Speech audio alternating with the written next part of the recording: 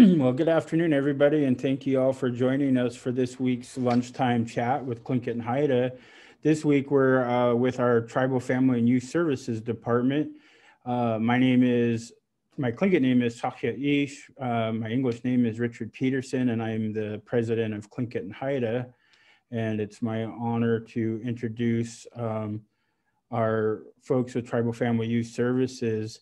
We do these every Thursday so that our folks, our tribal citizens and friends and family can learn more about our programs, meet some of our staff, and have an opportunity to ask some questions. So if you're watching on Facebook Live right now, feel free to type in any questions. We'll try to get to all of those. If we don't get to them, we're always committed to providing those answers in the chat function afterwards. And I'll go ahead and get us started and introduce our folks, or I'll ask them to introduce themselves. And I'll start with Mary, our brand new Tribal Family Youth Services Director. Go ahead, Mary. Thank you, President Peterson. And I'm so excited to be joining Tlingit Haida team as the director of TFYS. Just going to give a very short introduction, and because we have a whole lot to talk about. The TFYS program does so much. My Yupik name is Music, but I was born and raised in Sitka. I recently just moved down to Juneau from Fairbanks, where I had been living for over 20 years. I am a tribal member of the Sitka Tribe of Alaska, also the native village of Scammon Bay. My father is Ralph Johnson of Scammon Bay, which is near Bethel. He is living in Sitka right now. My late mother is Jill Johnson. She's from Montana, where she grew up in a ranching family. I do want to share part of my parents' story of how they met and started a family in Sitka, because it's one that is, I think a lot of our Alaska Native families have experienced, where our families have gone through trauma, displacement, and found a way to survive. My dad ended up in Sitka during the pandemic with tuberculosis. He was receiving treatment at Mount Edgecombe Hospital and was there for several years. And he had lost several family members, including his mother and an older sister. He ended up moving back to Sitka because he had really appreciated what the community of Sitka had given to him, and he always wanted to give back. A couple of years later, my mom, she was a nurse in the Vista Volunteer Program, and she was working at the IHS hospital, and that's how they met. So they decided to make Sitka their home, and that's where my siblings and I were born and raised. And Sitka is my home. Southeast Alaska is my home, and I can't express how happy I am to be back here in the Southeast. When I was in Fairbanks, I met my husband, and we had 3 boys together. My oldest son, as soon as he graduated high school, he moved to Sitka. He felt that connection to Sitka, and that's where he has his family, is in Sitka. We have our middle son who's going to school in Ohio, and our baby who is 10. I'm so happy that he gets to spend part of his childhood here in Juneau in the Southeast. We just got here on Saturday, but I can't wait to take him out in the community and get to start exploring and getting to see everything wonderful about the Southeast. So thank you. Thank you, Mary. And we're so excited to have you back home in Southeast with us. So welcome home. Turn next to Barbara Dude, our Family Services Administrator. Ganeshtish, President Peterson. Hello, everybody. Kaja Sadi, Chet Duasak, Chaakna Chet Sati, Dukshlawadi Ayachet, Keep Gushi Hitdach. My Tlingit name is Kaja Sadi. I am from the Dukshlawadi clan. And my family comes from the Killer Whale dorsal fin house in Klukwan, but I am a Juneauite. I was born and raised here in Juneau. My partner Sean and I raise our 3 children here. I am the Family Services Administrator.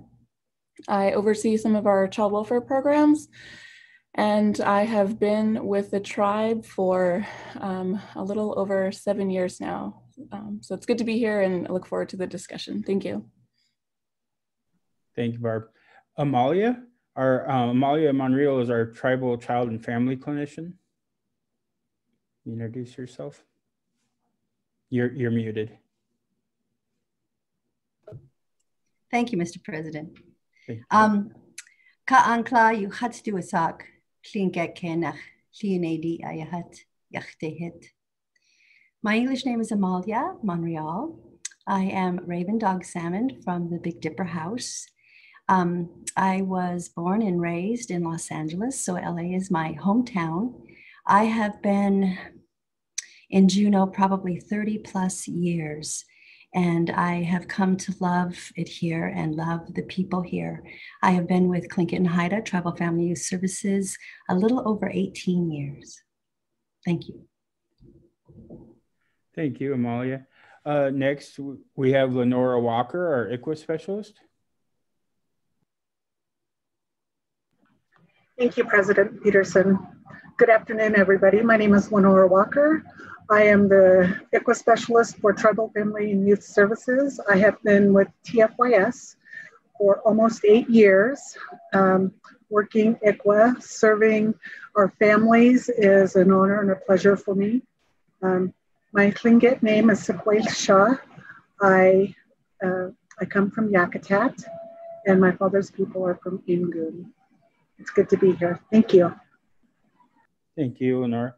And next and last, we have Cynthia Mills, our field staff supervisor. Thank you, President Peterson. My name is Cindy Mills. My Tsimshian name is Wuskik, and I was also adopted by the double fin killer whales in Heidelberg. I'm the field staff supervisor for Craig, Saxman, Haynes, and Wrangell. I'm honored to be here. Thank you. Thank you. We'll go ahead and get started with our discussion, and I'll start with you, Mary. You have an extensive background in child welfare, and as I said earlier, we're so grateful for you joining our team. Can you share a little more information with us on your background, professional background? Yeah, I would be happy to. First of all, it's so hard to believe how fast time passes, and I was thinking about this. I moved to Fairbanks in probably the mid-90s to go to school at the University of Alaska Fairbanks. And I had gotten a bachelor's degree in social work and a master's degree in community psychology. And the work that I've done I was drawn to do work with tribal organizations. And the majority of my career I spent working at Tanana Chiefs Conference. I worked as a behavioral health clinician for a number of years, became a licensed professional counselor, and had a lot of great experience working with the community, working with a lot of rural communities there, and really gaining a lot of respect for those who work out in the villages, in small communities that are so isolated, and the paraprofessionals that are out there who are working alone and need that extra support. The bulk of my work was managing the child protection program at Tanana Chiefs. And just to back it up a little bit,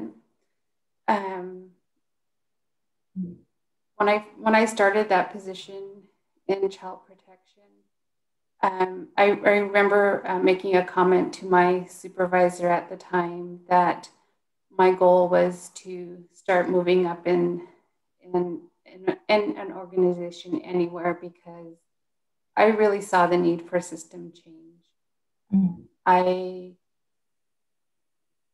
There were some great services out there for families, but our Native families were not always being treated with the respect, or the flow of services was not always in the best way, being set the best way possible for our families. When I was going to school, I did have 2 of my children already. So we partake in several services, like child care assistance, Head Start. Head Start was one of the best services that we did for our boys. And I always have to give a shout out to one of our Head Start teachers, Kendra in Fairbanks. One of my boys, by the time he entered kindergarten, he knew how to read. So Head Start programs are amazing. Tribal programming they have the ability to do amazing services. And I think that they don't get the credit that they deserve. So I want to see tribal programs get the recognition, the credit that they deserve, be given the same authority to do the work that they are doing, because there's so much that can be done. So like I said, I spent the majority of my time in child welfare. I took a lot of time, I'm detail oriented, so I took a lot of time learning the ins and outs of child welfare. I had the opportunity to work on several big projects within child welfare, and I look forward to continuing that work. Something that's new to me in the TFYS program at Tlingit Haida is the Elders program. But like I had mentioned, I do have my father that's still living. He'll be 83 next month. So as I learn about the Elders program at Tlingit Haida, I'm so touched to hear everything that program can do and what needs to be done for elders, because I'm experiencing that myself with my own father. And it really is a passion for me also. So I do my work from my heart as a passion.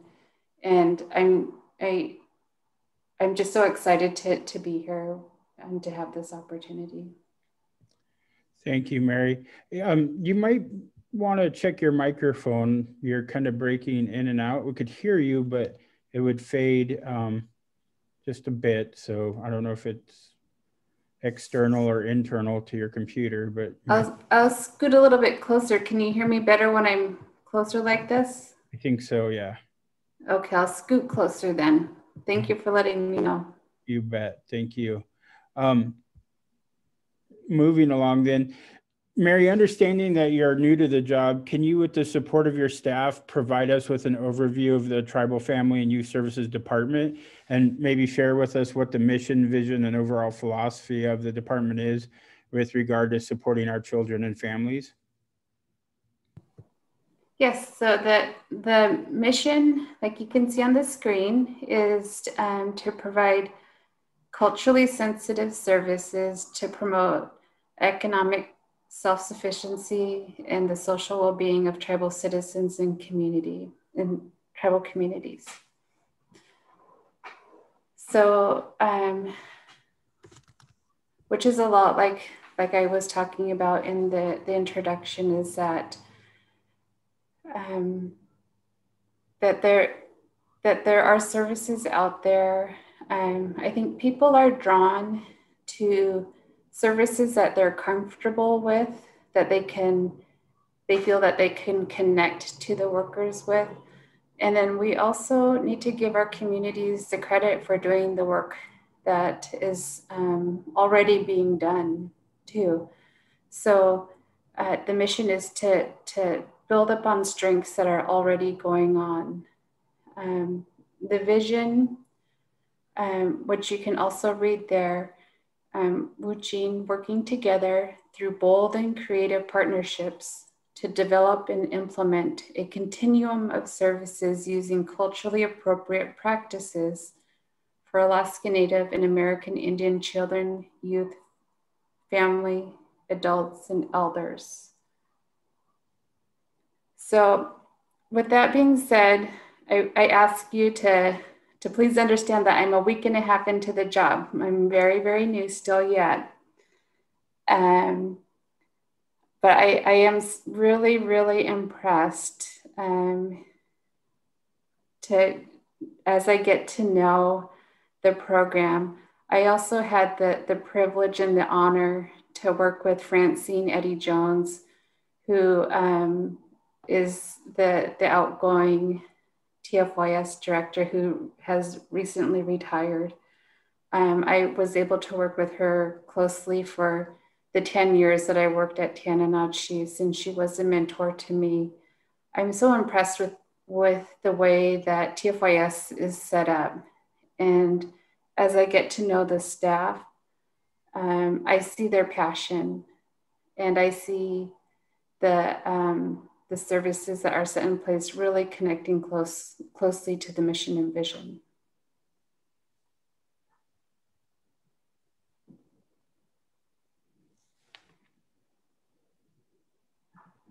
Great. Make sure my mic was on. Well, Mary, one important program, especially during these difficult times, is the Elderly Services Program, which you were alluding to earlier. Could you tell us a little more about this program and how the delivery of services has changed with the current pandemic? Yeah, and can you still hear me okay? Yes. Now I'm a bit nervous about my microphone. Ever since you adjusted, it's been better. Okay, that's good.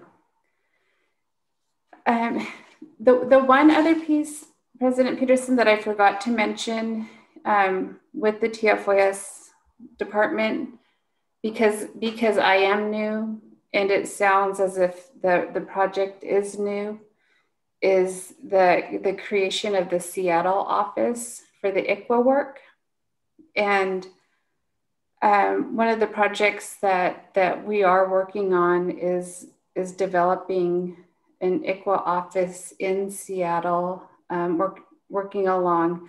And I'm hoping to connect with the Seattle delegation very soon here in the near future, where we will have ICWA workers, an ICWA attorney, and because there are a lot of ICWA cases in Washington. So we do want to recognize that there are a number of cases, ICWA cases that are in Washington, and work with the Seattle delegation to get that set up. With being so new, it will take me a while to make those connections, hopefully within the next few weeks. And I did forget to mention that. So I do want to add that on before I talk about, then I'll move on to elderly services. I apologize for that. So for elderly services, like I said, this does hit close to home for me because I do have an elderly father.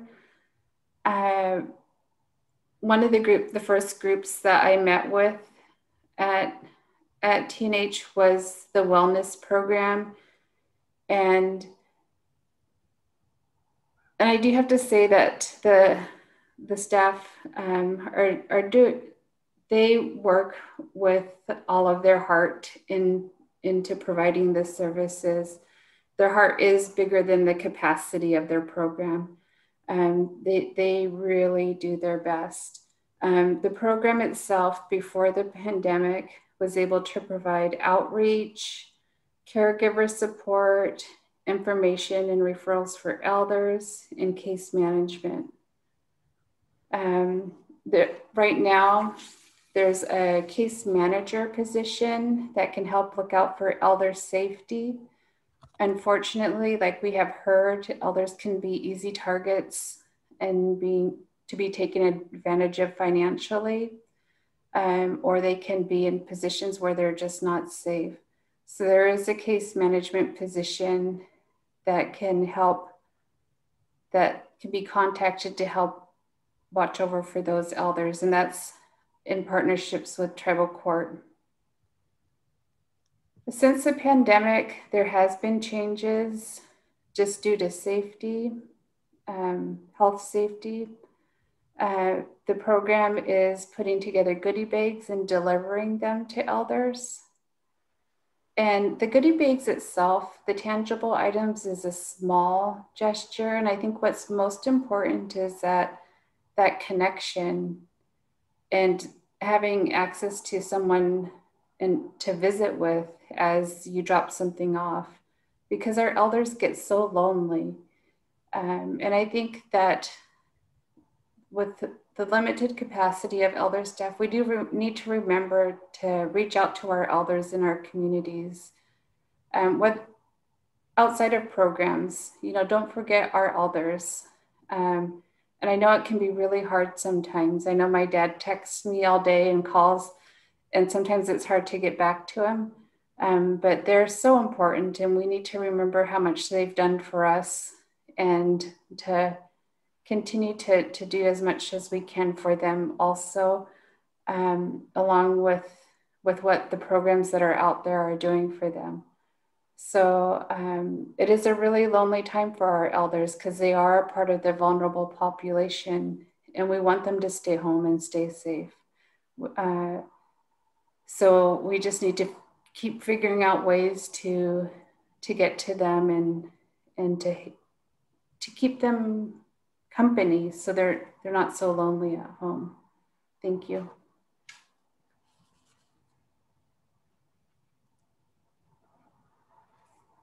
So are there any recent or upcoming virtual events or exciting news we should know about regarding our elderly services?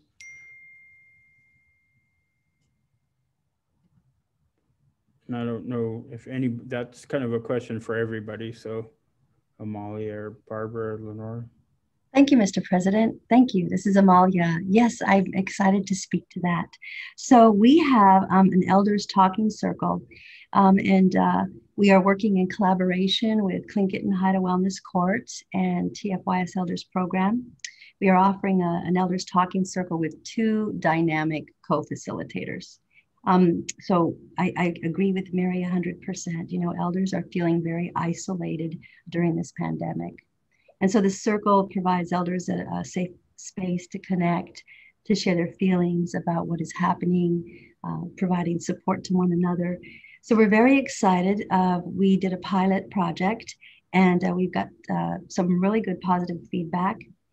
So we are going to be gearing up and starting again virtually and offering it and opening it up to elders to participate from all over. So that's exciting, and that'll be happening in January. Great, thank you. Mary, at the heart of TFYS's programs and services is our tribal values and using strength-based practices to provide a holistic approach for our families when a crisis or potential crisis exists. Can you talk about the system of care model that TFYS uses in your approach to case management? I think whoever we're working with, whether it be parents or elders. Mary, you might want to lean in again. You started to feel. Okay, get my face right in here. Can you hear me okay? Yeah. Okay. I think no matter who we're working with, whether it be a youth, the parents or elders, the approach that TFYS takes, and what I really appreciate about the department is that the focus isn't just on the individual themselves, that we recognize that there's a whole lot more that makes up the person than just that individual, whether it's their extended family, and it's important to include their extended family, the community, and to also talk to them and not just serve them and not just say, my job is only elder assistance. If we hear that they need help accessing heating assistance or financial assistance, that we help connect them with other services outside of what our own job is.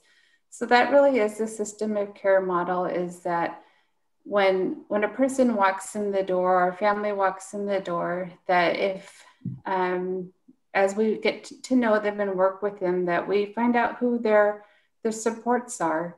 We find out, who they have in their life that's there for them. And if we can be a part of it, great, but we're there as a program. A lot of people have so many more supports in their lives with their families and their communities that we try to connect them with. And with that being said too, tribal programs have so much more to offer outside of TFYS. So that's the importance of building the relationships within Tlingit Haida and outside of Tlingit Haida with our other partners, is that people come to us in a really rough place. So we don't want to just say, hey, here's an application, or call this place to get an application. We want to be able to help connect them to make life a little bit easier. So that's the approach and model that we're taking. Thank you. Thanks, Mary. Amalia, one of TFYS's greatest areas of focus is to offer wellness groups to our tribal citizens and families to promote family preservation through culturally based support groups and events focused on sobriety, parenting, and trauma. Can you talk a little bit about each of these programs? Yes, Ganesh, thank you, Mr. President. I'm excited to talk about our groups. So we at Tribal Family Youth Services offer a variety of groups to tribal citizens. And because we are now doing it Zoom, we're able to have more access. Folks are able to have more access. So I'll start with Fatherhood Is Sacred. And this occurs on Thursday evenings between 5:30 and 8. And as a matter of fact, we just started a new class, and that new class is going to begin tonight. So if there are folks that are interested, I know that the class is still open. And this is to offer support to fathers, married, widowed, single, or divorced. It's 10 weeks of educational classes on how to engage and guide fathers in raising and teaching their children. The approach is based on a culturally rich model that inspires and motivates fathers to devote their best interest in teaching and raising their children, while also gaining a deeper understanding of the responsible fatherhood and how truly important a father's role is in the family. So the program helps participants recognize the importance of their culture, strengthen their identity, and enhance their personal character. So that is one of the groups that we offer. Mm-hmm. Amalia, I have to just interject. Sometimes people recognize me and they'll come up and I don't always know them. And I was at one of our events and a father came up and told me and shared with me how he felt like this program had really saved his relationship with his son, and that he had actually, because of that, taken it a couple times after he'd finished each session. So I think that's a real testament. It makes me really excited when we get that kind of feedback. Of course, I welcome all feedback. We can't improve if we don't know, but it's sure nice to hear that we can make a difference as well. Thank you. Thank you, Mr. President. We are also doing another group. Well, we've got more. This one is called Intertribal Cultural Night. And what I really like about this group is it's every Friday. It's from 6 to 8:30. And this is a very positive social gathering of Tlingit people who come together to hold each other up. It's very family oriented. It's really making a positive impact. I think it's a healing experience. Elders are involved in all aspects in intertribal, whether it's drumming or teaching, leading in prayer. It is a feel-good group. So this is a good group. I encourage people to check it out. They do a lot of drumming and craft activities. What's happening in December is that they are going to be doing Tlingit Christmas stockings and gingerbread house making. So it just allows for some positive interaction and connection between families. And I think it just is enriching and really promotes just self-esteem in the whole family. So it's a fun group, and it's meant to be a fun group. So, and I see more and more families and intergenerational as well. So that's the part that I think is really cool about this. We also have Wellbriety, and Wellbriety kind of puts together the words wellness and sobriety. This is also offered via Zoom. It's on Tuesdays. It is an open group, as is the Intertribal. So it begins at 5:30 and goes until 8 p.m. And this is for individuals who are struggling with substance abuse issues, loss and grief, recovery, and relapse prevention. It incorporates concepts and teachings of white bison, which includes a 12-step recovery from a Native perspective. It incorporates the medicine wheel, grief support, traditional ways of healing, and focuses on Southeast traditional tribal values as well. So that is also a group that we offer. We also are doing something that started once the pandemic hit, and we really saw that we needed to do something to really bring people together. And so we began to offer affirmations and devotional support groups. And so what this is it's also offered via Zoom. And this happens every day, Monday through Sunday, from 6 a.m. to 7 a.m. So it's a great way to start your day off. And it's for anyone who is interested in participating. You're always welcome. So we offer support and words of encouragement and hope. We emphasize our tribal values, reverence for our Creator, and holding each other up. We will provide daily meditations, a prayer, a poem, a spiritual reading. It's just a nice way to start the day, to be more mindful of who we are and where we are and what's happening in our lives and in the lives of those people that we love. So I enjoy this group. We also have what we call Nurturing Parenting Program. And this program is available on Zoom as well.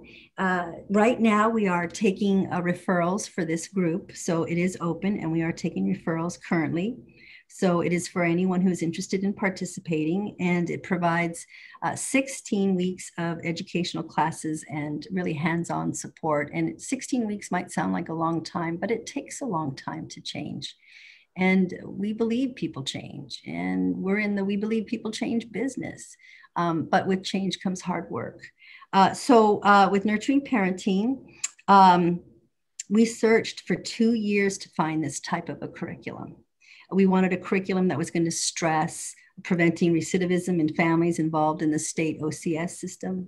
We really wanted to stop that intergenerational cycle of child maltreatment in the system. And so parents learn to just fulfill their roles as parents while also getting support and kind of sharing parenting.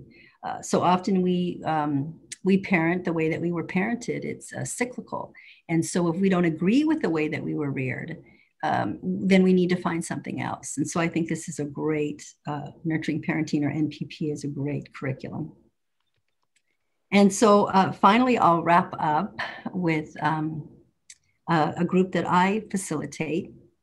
And this is called Gikawu Shawat, or the women's group, also available via Zoom. We offer this group. So this is every Wednesday from 5:30 to 8:30, and it's between 12 and 14 weeks, depending upon the size. So if a woman were to begin phase 1 and go all the way through to phase 3, then she's going to do about 36 or 40 weeks, 36 to 46 weeks. Again, it's a long time, but it takes a long time to change patterns of a lifetime.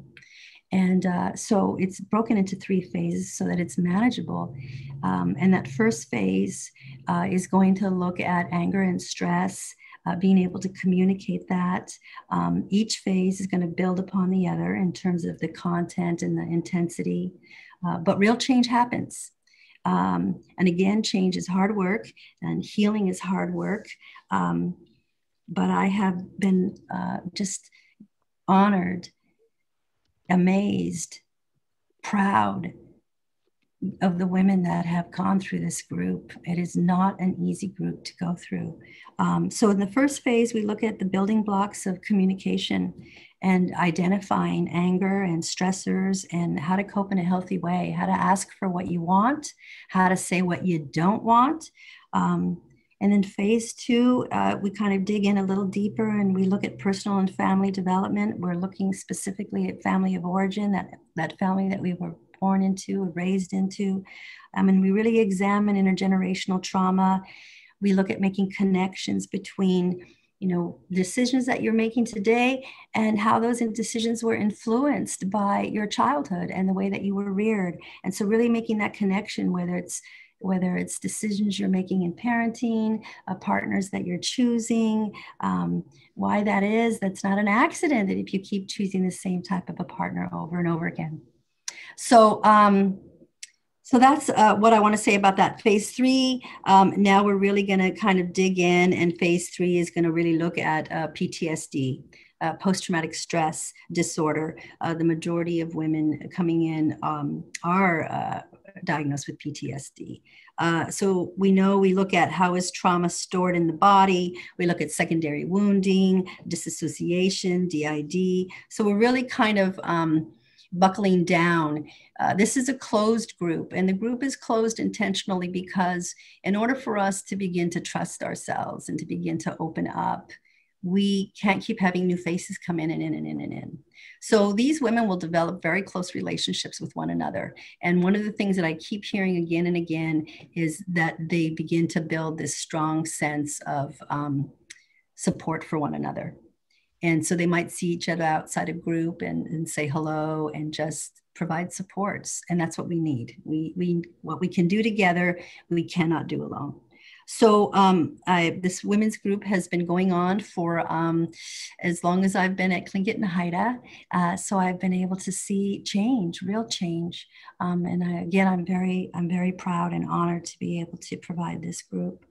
So who come into this group? The women who are committed to the journey of healing and addressing traumas that they have survived. It is truly a journey of self-examination and self-determination and resiliency.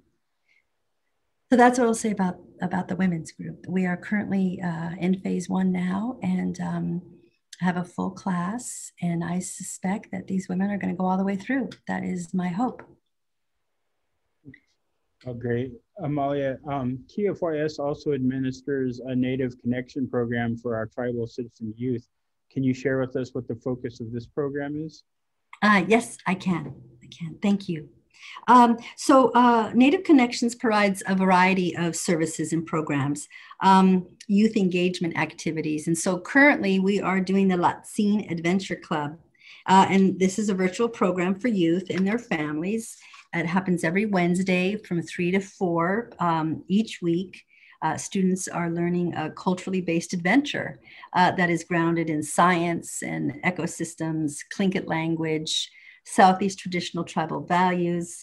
So families are receiving kind of activity packets that they can do on weekends. It's a very engaging. Again, it gets families doing something together outside.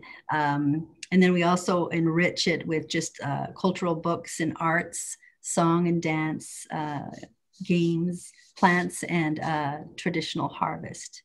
So Will Cronick is the individual who facilitates Native Connections program. He also is the chair of the post-vention response team. So he works in partnership with the Juneau Suicide Prevention Coalition, JAMI, NAMI, and SEARCH. The post-vention services include counseling, support groups, and grief support. Great. This to Barbara and Lenora. Our child welfare program is a critical service to our families. Can you share information with us on the child welfare programs and the Indian Child Welfare Act? Absolutely. So the child welfare piece is a pretty large part of our department. I'll do my best to provide an overview, and then I'll turn it over to Lenora to talk more specifically about the Indian Child Welfare Act. So it helps us to organize the work into 4 different pieces. We've got prevention, early intervention, investigation, intake and research, and intervention. So our prevention and early intervention piece includes the Preserving Native Families program. Can folks still hear, can you hear me okay? I hear you great. Okay, the internet started lagging. So anyway, our PNF program for short, they work with tribal families here in Juneau who are typically referred through our TANF department and other community agencies. And the goal there is to really prevent the breakup of the family. So the PNF program can offer services for up to 6 months or until the safety concerns of the child have been addressed by the parent or the caregiver. Some of those services could include regular home visits, identifying supports and making referrals to childcare, housing, employment, and some of the other tribal groups that Amalia had mentioned. Our investigation piece includes our tribal child safety representative, and they accompany the Office of Children's Services staff to investigate allegations of child abuse and neglect involving Alaska Native and American Indian children. So our worker will assist in connecting the family to appropriate services and identifying various supports for the family. If our tribal child safety representative does participate in an investigation that results in a removal of a child or children, then she'll notify our intake and research staff. And so when a tribal child who is enrolled or eligible for enrollment in Tlingit Haida is placed into foster care, the state, no matter where you're residing, every state is required to notify the tribe. So our staff will review the notices and conduct ancestry searches to verify that enrollment and communicate with the state whether or not we will formally intervene in the case. And then so that takes us to our intervention piece, which includes the Indian Child Welfare Act. So I will turn it over to Lenora, who's our ICWA specialist, to share more. Thank you, Barbara. Good afternoon, everybody. My name is Lenora Walker, and I work ICWA, Indian Child Welfare Act. And when Barbara was talking about the specific pieces about the child welfare stages, when we intervene to become a legal party to the case. There have been tons of questions to Tribal Family and Youth Services on what intervention means. And, you know, if we intervene, does that mean that we are going to transfer to tribal court? What intervene means is we become a legal party to the case. And that enacts ICWA, Indian Child Welfare. And the role of the tribe is to ensure that there's ICWA preference placement. And I will talk a little bit more about that in a second. ICWA will ensure that the department and the courts are upholding ICWA in child custody proceedings and really help the tribe's voice be heard in child custody proceedings. For foster care placement, our goal in partnership with departments is to make sure that families are first placement preference, meaning that the child who is in OCS custody or the department's custody, when at all possible, is placed with the family. a family member. When that can't be a placement option, and then we're looking at tribal citizens for placement options. The last placement preference would be out of preference placement. That means with a non-relative, non-tribal citizen placement. The role of ICWA is to really help parents understand that, you know, the department is viewed as a resource. We want strong, healthy families. We want strong, healthy tribal citizens as we move into parenthood. We want to make sure that children are safe. The priority really is reunification when at all possible. There was a question earlier that Ms. Nancy Barnes had posed about, you know, is there a timeline? And yes, there is a timeline.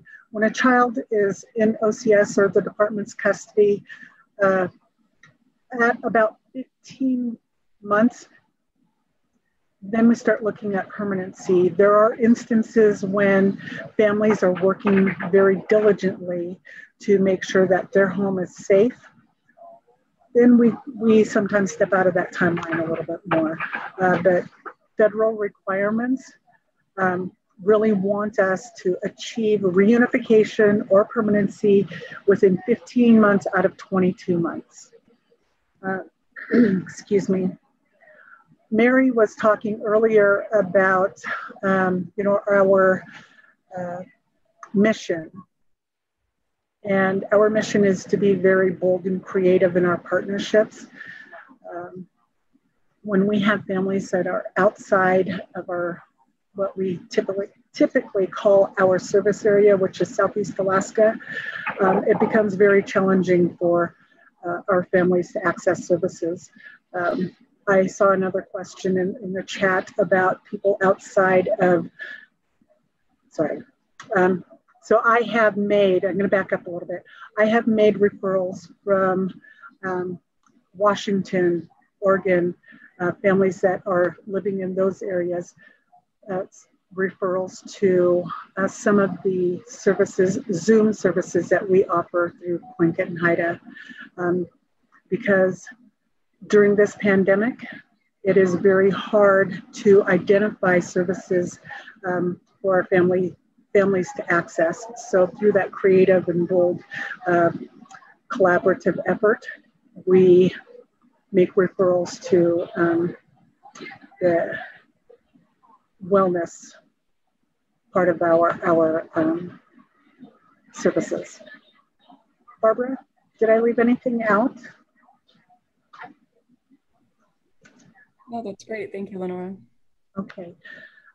Just one last plug here for TFYS. We have a lot of children who are placed in stranger foster care. This is my opportunity to really encourage any and all tribal citizens who are watching throughout the United States to reach out to your local department and ask them if you can become a foster parent. We have so many children that are in stranger foster care, and it's so important for us as a tribe to ensure that our children are being taken care of. So if you are in a place that you are able to become a licensed foster care provider, I am asking you to please reach out to your local child welfare agency to see about becoming a licensed foster care provider. Okay, I'm going to go on mute. Thank you. Barbara, in 2019, the tribe continued formal discussions with the state of Alaska regarding services that tribes and tribal organizations were interested in assuming responsibility of under the historic Alaska Tribal Child Welfare Compact. Have these discussions been affected or limited due to the coronavirus pandemic? And are there any recent developments regarding the compact? Yes, so the tribal co-signers, the state, continue to meet regularly, via teleconference, Zoom, to really keep this work moving. So we signed onto the Child Welfare Compact in October 2017, And we started by signing 2 service support and funding agreements. So the 2 scopes of work have been initial diligent relative searches and ongoing placement searches. So when a Tlingit or Haida child is placed into the state's custody anywhere here in Alaska, we'll receive a referral to conduct thorough relative searches with the goal of identifying relatives for either placement or support as soon as possible. So sometimes when we're doing those searches, you know, families will say, you know, I really can't be a placement now, but maybe I can help with this, or maybe I can help with that. So sometimes it's not always identifying placement, sometimes it's identifying other supports for the family. And then recently, the newest developments is that Tlingit Haida signed on to 3 new scopes of work. We are still in the planning stages of how we're going to roll this out, but we will receive referrals for these new scopes in Juneau and in our 5 field offices. So Cindy will talk more about our 5 field offices, but currently those are the communities that we're working in right now for these new scopes. And so the first new scope is family contact, which will include providing transportation and supervision for parents and children so that they can have meaningful and frequent visitation with their parents or caregivers when they are placed into foster care. The second new scope is called safety evaluations of relative homes.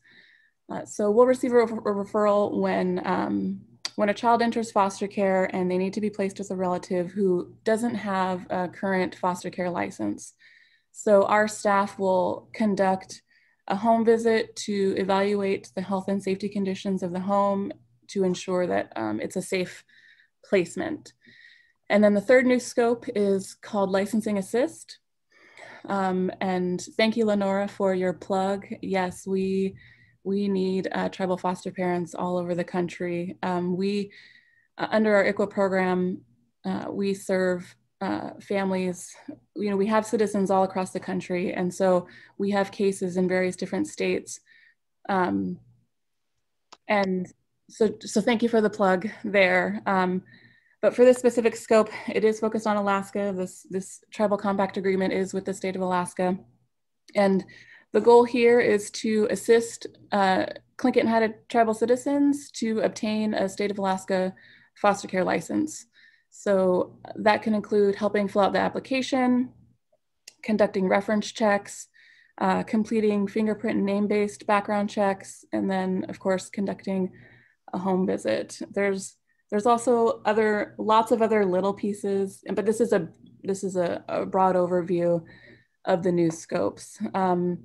We're still mapping it out, like I said, but the goal would be to start implementing these really early 2021, like the beginning of 2021. Thank you. Thanks for that, Barb. Cindy, a critical component of serving our Southeast Alaska communities is our field staff. Can you talk to us a little more about your role as the field staff supervisor and the work of our field staff? Yes, thank you, President Peterson. There are 5 field staff offices in Craig, Haines, Klawock, Saxman, and Wrangell. I also represent Kasan for the ICWA work. Tlingit and Haida offices in the field are a liaison between other agencies. We are able to get applications and original documents scanned and sent to the departments that are with Tlingit and Haida. We also work with families with other applications that need to be done. We also help with the enrollment with the local tribe and with Tlingit and Haida. And it's very crucial that we get you enrolled in our local tribes. That's how we determine if we're going to represent you in ICWA.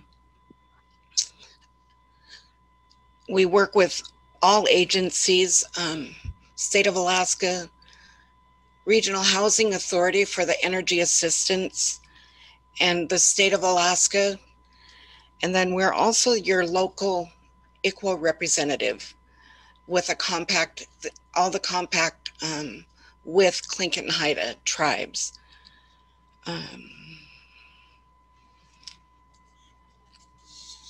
We take the ICWA cases from the beginning to the end. We go out on the investigations, we do the prevention work, we do the ICWA work, and then if there's placement, we do the family research and try and make sure that it's ICWA compliant from the very beginning. That takes a lot of the need to know your community and need to know who belongs to who. So it's really good that our staff is in the village and can do that. And then we rely heavily on the enrollment committees in each of our IRAs. And there is a ICWA attorney, and that's Holly Handler. And she can help us with Alaska cases. We really do a lot of work, and I'm very proud of my staff in my field because we do everything. And if we need help, we work with the staff and try and make sure that we get the services our families need. We're very busy, but we're very honored to work with all our families. Thank you for that, Cindy. That wraps up our kind of canned conversation questions. So I'd like to turn to a few of our questions from online from our audience. Before I do, I just want to remind our audience, if you go and like the conversation on the Tlingit Haida Facebook page, you'll be entered in for door prizes. And I'll go ahead and start with some of the questions. We are pretty close on time, so I'll probably only hit about 4 or 5 of the questions. We'll try to be succinct so we can answer as many. And then for those that we don't get to, we'll answer in the chat. So from Marilyn Paratovich, do you have an attorney to represent the tribe in the ICWA cases? Mary? Or anybody? We do have a ICWA attorney on contract. Like Cindy mentioned, Holly Handler can work with us for the cases in Alaska. So she's a great resource for us. Great. Let me see here. So here's one from Lisa Krieger. My kids live in Washington. Can my daughter receive services there? Any assistance needed?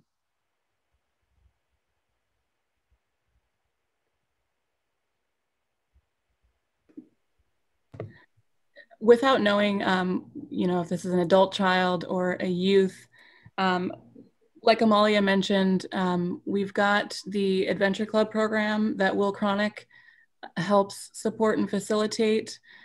So I just want to encourage everyone. We have our main point of contact at TFYS is posted on the slides, but Patty Lockhart intercepts all of the phone calls for TFYS. So any questions, President has said, you know, we'll get to these questions either here or you know, through email. But Patty Lockhart, if you contact her, she can help get you connected to all the different pieces. She'll listen and hear, you know, what you're looking for and help you connect with folks either in our department or outside of our department. And just while I have the mic, President Peterson, I wanted to share that, you know, the work, our team of 20 plus staff, we do a lot of work, but we couldn't do it alone. And so I just wanted to share that we have a lot of really great partnerships internally and externally that we're really grateful for. So we're not doing this work alone, and just wanted to give a shout out to our partners for helping us support the work. I noticed a lot of questions on whether you can participate in a lot of our groups, whether you live inside the service area or not. Thank you, Mr. President. I can hope to speak to some of that. I was seeing some of those questions in the chat. Even pre this pandemic, we have had women participate. At that time, it was on Skype. So it has been done. And the answer is yes. You can participate from Seattle. And you can always, again, as Barbara says, give a call, get in touch with Patty, who will then, make that referral on to me, and I will connect with you and speak with you directly. But yes, we have had women participate from out of state before in the women's group. And I know that in several of the other groups currently, as even presently, we have people from outside of Juneau. And so it is open to tribal citizens, Tlingits and Haidas and Tsimshians and lower, individuals who are living outside in lower 48. Give us a call, and we can definitely connect you and talk with you about groups, whether that's a nurturing parenting or the women's group. Thank you. Thank you. All right, I'm going to take just one last question. Let me see here. I think we're, along with the access, one of the questions we're getting a lot about is about foster families. And I appreciate you ladies putting that plug out there, Lenora, how important that is. Even here in Juneau, I know that we struggle to find enough. So imagine nationally, it's probably even harder. So from Lisa Krieger, she says, I know there's a lot of families in need of foster homes. Do you have referral programs for that, for families? I can take a stab at this question. So our foster care specialist position is currently vacant, but we will be advertising for that position very soon. So we are actually looking for a candidate to apply with Tlingit Haida and work with this dynamic team. Be out on the lookout for that advertisement. But the role of this this position will be just that, working with families to help them with the foster licensing process, and just help get them connected. If they're out of state, get them connected to their state agencies. So yes, be out on the lookout for that. Thank you for the question. Thank you. Again, I want to thank all of our panelists. Couldn't be prouder of the work that each and every one of you do. You talk about a department that leads not only with their heart, but they really operate from our place of our tribal values in the work they do. And, it's not easy work, but they're committed to upholding our families, reuniting our families, and making sure that our families have every opportunity to, be the best and healthy versions of themselves. And so I just want to express my gratitude to you ladies and your coworkers. I think we have some phenomenal programs. From a tribal standpoint, service area is probably the thing that gets under my craw the most. And we're working very hard as a tribe to redefine for ourselves how we serve our citizens. Unfortunately, right now, as we receive some funding, some of it's very specific to a community. I know we get a lot of criticism, well, you do so much for Juneau. And it's, well, yes, but we get that money specifically for Juneau. But the pandemic's kind of helped us figure out ways to do things a little differently, utilizing tools like Zoom and some of the other online platforms. We're certainly figuring out more ways to be more inclusive of all of our tribal citizens. But I'm hoping one day to retire the term service area.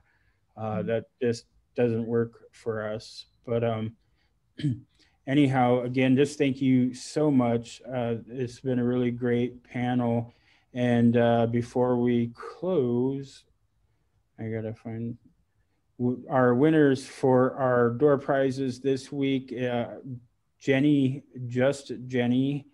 won the hydro flask. And Lillian Hillman, yay, Lillian, won the berry picking bucket. And so, ladies, if you will private message us your contact information to the Tlingit Haida Facebook page, we'll get those out to you right away. Next week, we won't be here because it'll be Thanksgiving. We wish all of our citizens and our friends and family a safe and happy holiday. We know I'm going to kind of beat this drum again. We're in a pandemic. Please keep your bubbles tight. Do what you can to follow, the guidelines. Physically distance, wash your hands, wear your masks. We want you to be with us for the next Thanksgiving and many beyond.